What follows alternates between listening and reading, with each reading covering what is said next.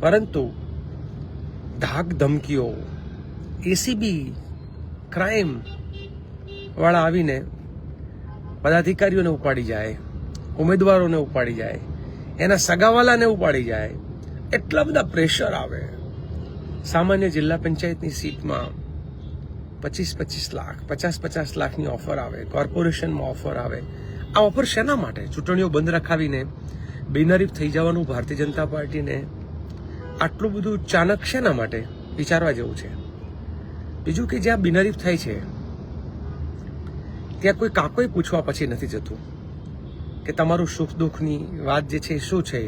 કારણ કે લોકો તો દાદાગીરીથી, પૈસા આપીને, ધાક ધમકીથી, સામાજિક દબાણો લાવીને, અરે વેવાઈની પાસે જઈને ત્યાંથી દબાણ લાવે, દીકરા દીકરીના સગા છૂટા કરવા સુધીનું દબાણ લાવે. હદ ને પાર છે.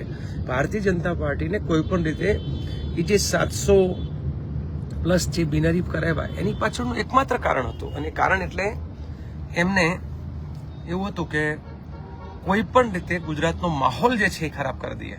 તમે જુઓ કડીની ચૂંટણી, 36માંથી 28 એ લોકોએ બિનહરીફ કરી.